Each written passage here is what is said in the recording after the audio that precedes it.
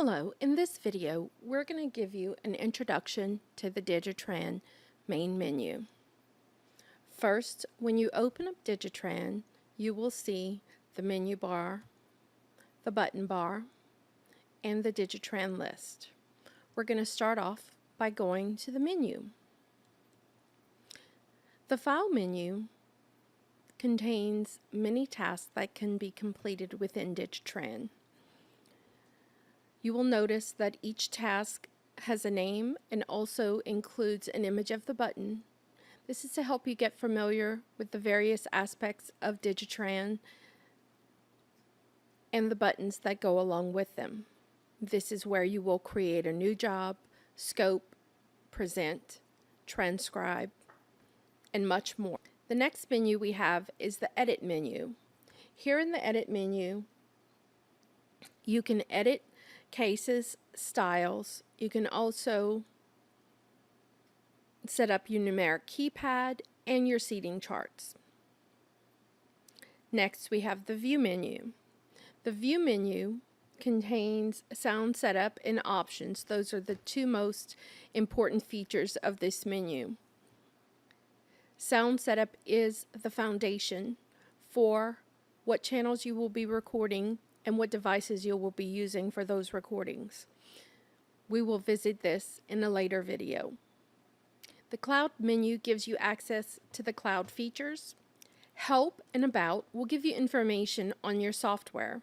You'll notice that the DigiTran version and the build is listed here. This is important information for support purposes. Also, in the Help menu, you can go to the manual. You can also press F1. This will open up the DigiTran User's Guide. This is important because it keeps the manual right at your fingertips.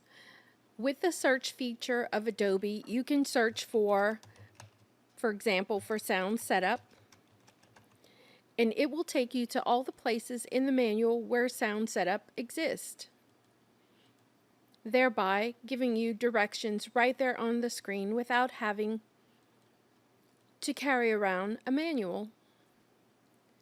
That was the menu bar. Now we will focus on the button bar.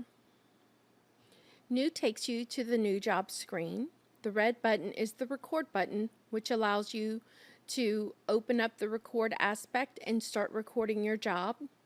Transcribe is a feature of DigiTran with the speech recognition engine. If you are not using a speech recognition engine, the Transcribe button will not be available to you. If you are using the speech recognition engine, the Transcribe button will take the voice file that you created from your mask and it will transcribe it with Dragon, giving you the text, so you then only have to edit your transcript versus having to type it. The next button is for Scope. And this is where you go in and edit the transcript for transcript production. If you do not use the speech recognition, this is where you would also type it. Move to History. Takes your jobs from the current case list and moves them to history. This brings me to the tabs of DigiTran. We have the Current tab and the History tab. The Current tab is designed to be where you list all of the jobs that you are producing. These are jobs that are not yet completed and need to be produced. The History list is a place where you move all of your completed jobs to, or jobs that you don't have to produce. From History, you can do a job archive, which will archive the audio and text and all files associated with the job to an external media. Later on, when a job that has not been produced is called, you can simply open up the file and produce it, and DigiTran will pull those files back from the external media as though it had never been taken off the computer. This is a great way to maintain your hard drive space when you don't have to produce all of your work. It's also a great way to maintain your space when you have finished the work and need to get the files off the computer. I'll go back to Current now, and I'll move on. The next button is Sound Setup. And We will go over sound setup in more detail later, but this is where you set up all the channels of audio that you will be recording with DigiTran. We have the import feature. The import feature allows you to import scope files, present files, styles, conflicts. It's a great place to share resources with other reporters who use DigiTran or SpeechCat software. This is also how you would import a job or a scope file from your scopist. The export feature is the opposite of import. It allows you to export the jobs so that you can send them to your typist, your scopist, or share resources with your fellow reporters. Audio Archive will take the audio associated with the selected jobs and move them to an external source.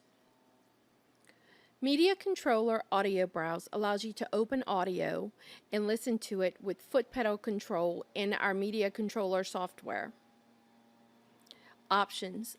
This button takes you to all of the DigiTran options, and you'll find out more about that in a later exercise. And then Scratchpad. Scratchpad is a feature that is only available if you are using a speech recognition engine.